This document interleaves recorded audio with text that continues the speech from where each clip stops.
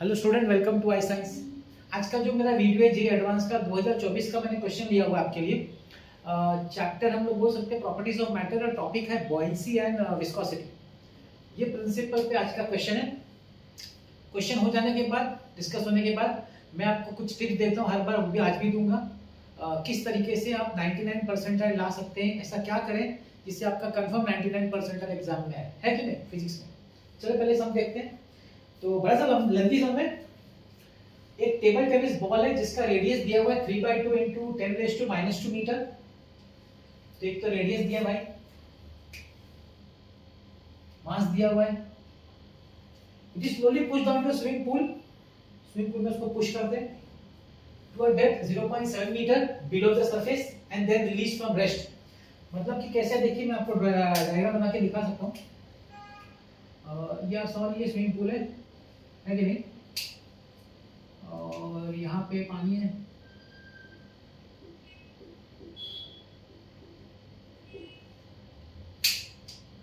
तो ये आपका स्विमिंग पूल है, यहाँ पे पानी है और बॉल इधर कहीं है, टेबल टेनिस बॉल है इधर। हम पॉइंट ऑब्जेक्ट समझेंगे। इसको पुश करके ना to a depth of 0.7 metre, 0.7 metre के डेप्थ पे, 0.7 मीटर के डेप्थ पे उसको पुश किया और रोक के छोड़ दिया। क्या किया? टेबल टेनिस बॉल लिया, पुश किया, 0.7 मीटर तक नीचे पुश किया, छोड़ दिया। पहले रुक गया, मतलब रोक का रेस्ट बोला यहाँ पे, ठीक है। ये सब वर्ड इंपॉर्टेंट है भैया, ये सब बहुत यूज होगा। ये सब जो वर्ड्स बोलते हैं ना हम लोग, मतलब यूज होता है। छोड़ दिया। अब क्या देखा पता है? ये देखा कि ये बॉल ऊपर राइज होता है, इट एमर्जेस।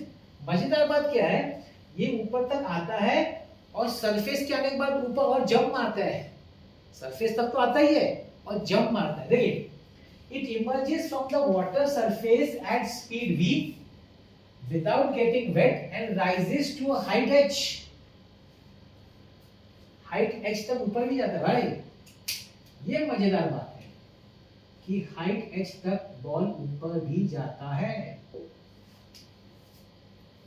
तो more than one option correct है, तो बोला which is are correct options. कुछ वैल्यू दिया हुआ है, pi, G, density of water and viscosity of water. अब देखिए एक चीज, इसमें क्या बोला पता है? Without getting wet. पता नहीं आपने इस पे ध्यान दिया कि नहीं। विदाउट गेटिंग वेट, ये लोग ये बोलना चाहते हैं कि विस्कोसिटी निग्लेक्ट करनी हो। सिंपल बात है, अगर विदाउट गेटिंग वेट है मतलब you are supposed to neglect the viscosity. ठीक है, चलिए बात करते हैं। अगर ये बॉल ऊपर आ रहा है, अच्छा देख लेते क्वेश्चन क्या पूछा पहले। What is the work done in putting the ball to a depth d? अगर बॉल ऊपर आया मतलब आपने तो वर्क डन ही किया होगा ना। बॉल अगर ऊपर आ रहा है मतलब आपने वर्क डन करके उस बॉल को डेप्थ डी तक, मतलब सॉरी हाँ वो डी 3.7 मीटर तक अंदर ले गए होंगे। तो पहला ऑप्शन ये चेक करना है कि वो जो वर्क डन किया, वो 0.077 जूल्स है क्या? वो जो आपने उसको पुश किया, तो work done will be against the force. Work done कब होता है? when it is done when there is a force, when there is a displacement against the force। आपने डिस्प्लेस कितना बॉल को किया by a distance of 0.7 metre against the force. अब question में यहाँ पे कौन सा फोर्स है? इस जगह पे वैसे तो तीन फोर्स है। कौन सा तीन फोर्स है? एक ग्रेविटेशनल फोर्स, चलिए दिखा देता हूँ, mg नीचे की तरफ। एक बॉयंसी फोर्स है ना, v rho g। I hope आपको पता है बॉयंसी फोर्स VOG। और एक विस्कस फोर्स, वो भी ऊपर की तरफ है, लेकिन उन्होंने बोला है कि it is not getting wait. मतलब ये अज्यूम है कि विस्कोसिटी को इस समय निग्लेक्ट करना है। बहुत जगह उन्होंने मेंशन भी कर दिया निग्लेक्ट विस्कस, लेकिन लास्ट वाले डी ऑप्शन में विस्कोसिटी का इंट्रोडक्शन हुआ है क्वेश्चन में। ठीक, तो हम लोग को दो ही फोर्स लेना है, दो ही फोर्स। तो हम लोग पहले फोर्स निकालेंगे, नेट फोर्स। ठीक, let's see F net force acting on the tennis ball.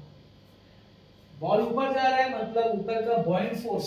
देखिए मैं शॉर्ट में लिख रहा हूं, बॉइंट force minus the gravitational force. अगर बॉडी ऊपर जा रही है मतलब बॉइंट फोर्स ज्यादा है, ग्रेविटेशनल फोर्स कम है। सिंपल। तो v rho g that is volume. इधर v वॉल्यूम है, इधर ये जो v है वो स्पीड है। सो इट इज v वो आपको समझना है v rho g minus mg। Volume of water displace is nothing but the volume of the ball का आर्किमिडीज प्रिंसिपल यही है ना, वॉल्यूम ऑफ वाटर डिस्प्लेस कितना होता है, जितना वॉल्यूम पानी में सबमर्ज है तो वॉल्यूम उसका स्फीयर है। आपका टेबल टेनिस बॉल स्फेरिकल होता है, 4/3 पाई r क्यूब।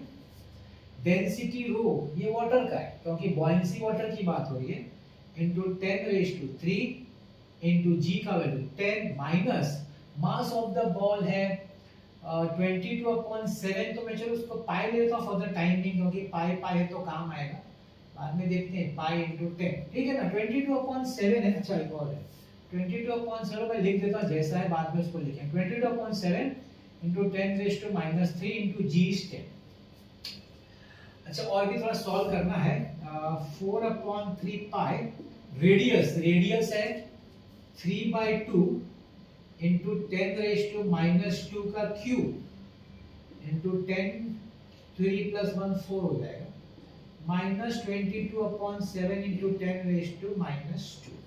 ओके आगे बढ़ते हैं। 4/3 पाई इनटू क्यूब करेंगे तो 27/8 इनटू 10⁻6 इनटू 10⁻4 माइनस, इसको भी पाई समय ले लेते हैं, बाद में देखेंगे, into 10⁻²। Okay, let's cancel 4 2s are 3 9s are 9/2 is 4.5 pi into 10⁻² minus pi into 10⁻²। 4.5 minus 1 pi is 3.5 pi। चलो वापस लिखना ही पड़ेगा क्योंकि कट करना है तो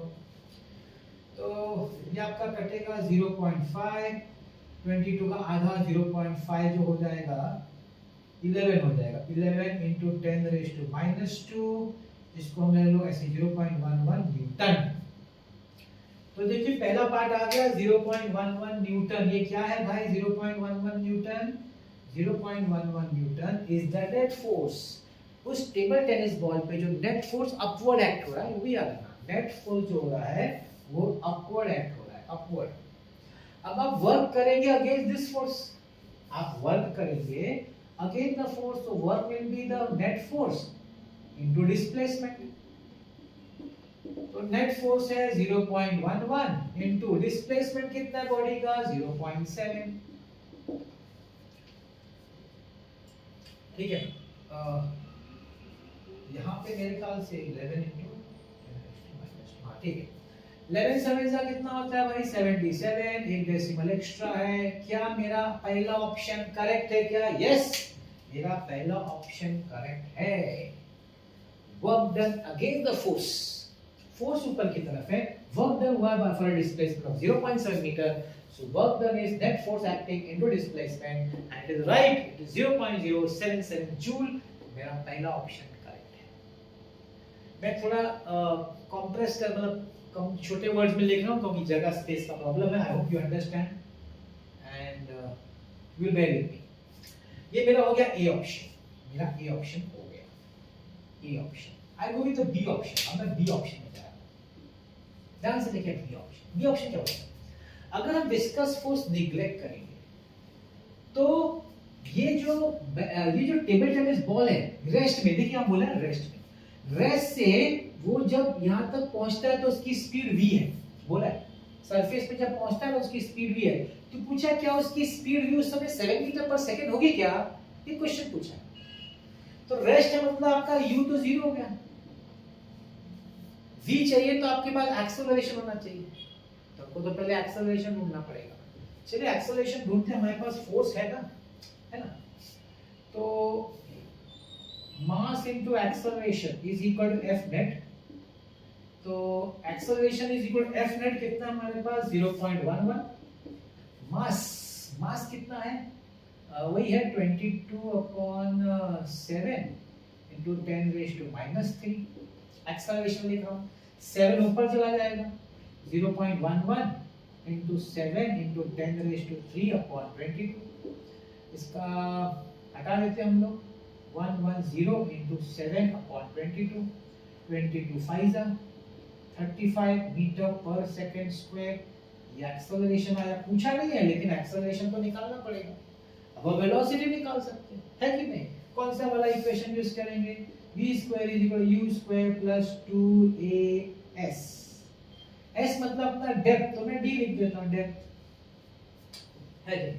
तो v will be equal to root of 2ad, root of 2 into acceleration कितना है भाई 35, डेप्थ कितना है भाई 0.7,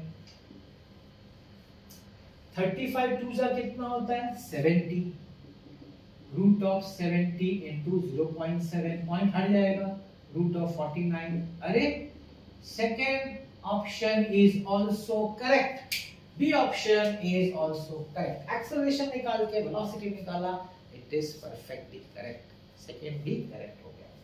late me go to the third option now. हम लोग सी ऑप्शन पे जाएंगे। सी ऑप्शन, सी ऑप्शन क्या बोल रहा है? निग्लेक्टिंग द विस्कस फोर्स, ये जो बॉडी है सरफेस पे, टेबल टेनिस बॉल सरफेस से निकल के हाइट h तक गई, तो हाइट h का वैल्यू वो लोग बोल रहे हैं क्या हाइट h 1.4 मीटर होगा क्या सरफेस के ऊपर से गई? तो वो क्वेश्चन।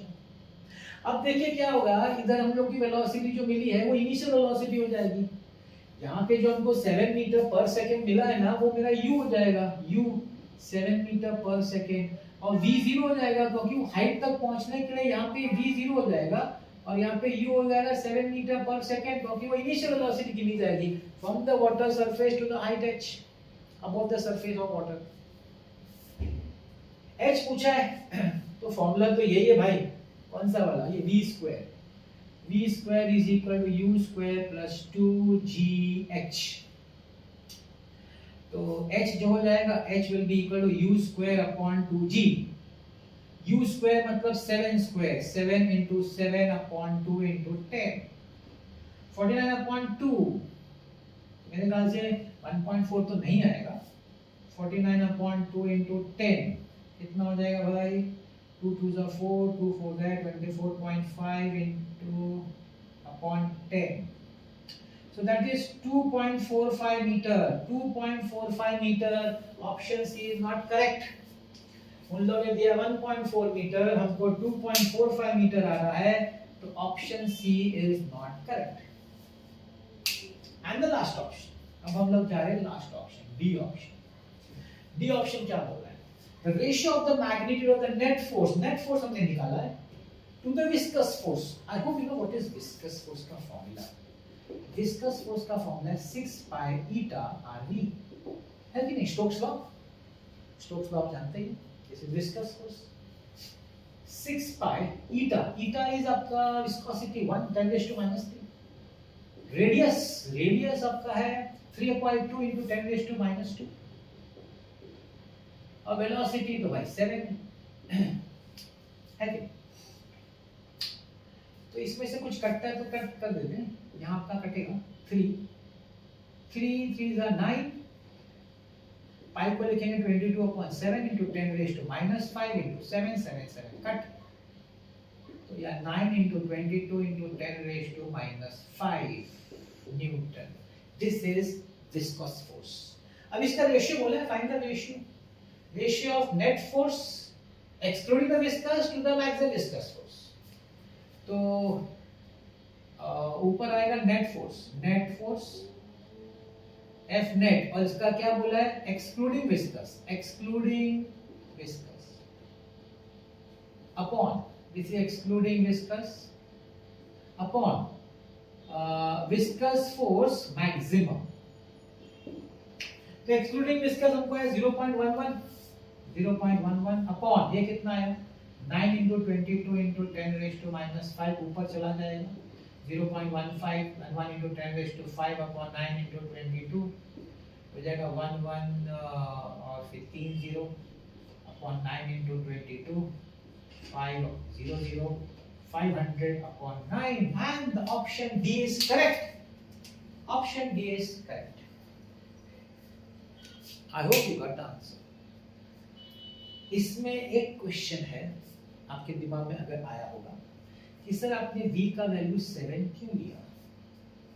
v यूनिफॉर्म वेलोसिटी तो नहीं है, करेक्ट, लेकिन उन लोगों ने मेंशन किया है जो विस्कस फोर्स ऑफ मैक्सिमम है, मैक्सिमम विस्कस फोर्स यहां पे एक्ट होगा जिस समय वेलोसिटी v मैक्सिमम होगी, दैट इज 7।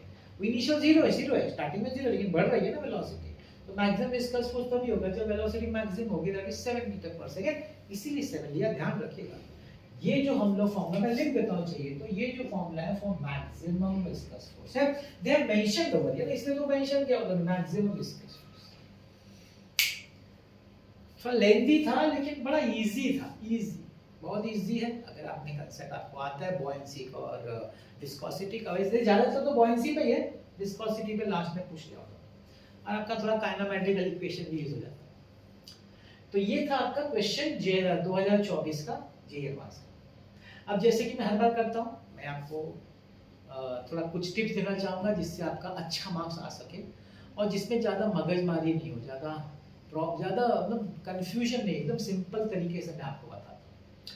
तो मेरा 4 स्टेप है 99% प्लस लाने के लिए।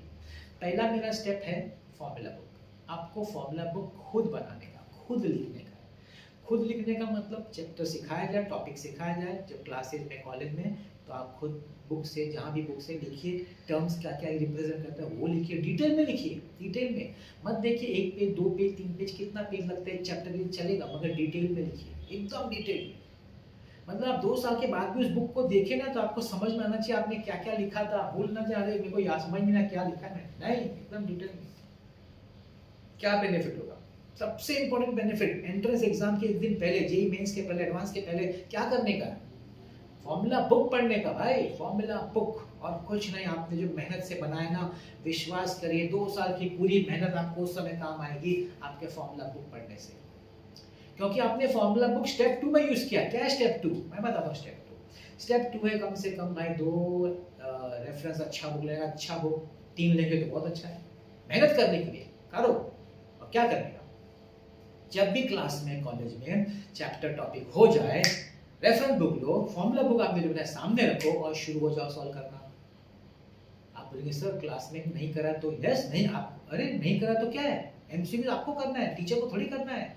एमसीक्यू एक दिमाग से बात निकाल दिए, गलतफहमी की टीचर को एमसीक्यू कराना है, टीचर को एमसीक्यू नहीं कराना है, एमसीक्यू आपको करना है। टीचर को कंसेप्ट सिखाना है, टीचर को थ्योरी सिखाना है, टीचर काम है, एमसीक्यू कराना टीचर काम नहीं है, टीचर करा भी नहीं सकता आप, मतलब टीचर कराने से आपको कुछ फायदा नहीं होगा। क्यों? क्योंकि एमसीक्यू करना एक स्किल है, एक स्किल जो खुद डेवलप करना पड़ता है, और स्टार्टिंग में तकलीफ होगी, नहीं होगा, चलेगा, लेकिन धीरे धीरे धीरे धीरे जब आप रेफरेंस बुक करते जाएंगे, डाउट्स जो होगा टीचर से पूछने का, करते करते करते करते आपका स्किल बढ़ेगा, डेवलप होगा, आपका दिमाग शार्प बनेगा, और आप देखेंगे फिर आपसे होने लगता है सब। वो आपको डेवलप करना है, कोई टीचर डेवलप नहीं कर सकता वो स्किल। आप लिख लीजिए मेरे से, कोई टीचर डेवलप नहीं करेगा उसको। अभी आप लोग ये बोल सकते हैं कि सर जो टीचर जो दिखाया जाता है हम लोग को, जब ऑनलाइन आप वीडियो सॉल्यूशन देख रहे हैं ना, टीसीबी क्लासेस का भी होता है, ऑनलाइन भी होता है, क्या वो अच्छा है कि खुद सॉल्व करना अच्छा? आप सोच के बताइए।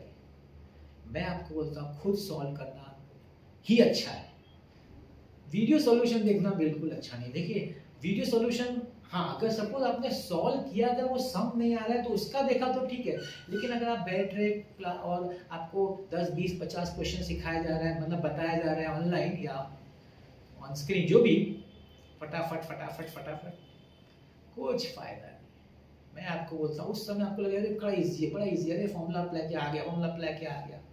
2 घंटे बाद अगर आपसे वो पूछा जाएगा उसमें से सम, आपको नहीं होगा आपसे, क्योंकि आपकी मेहनत नहीं तो टीचर ने सिखाया।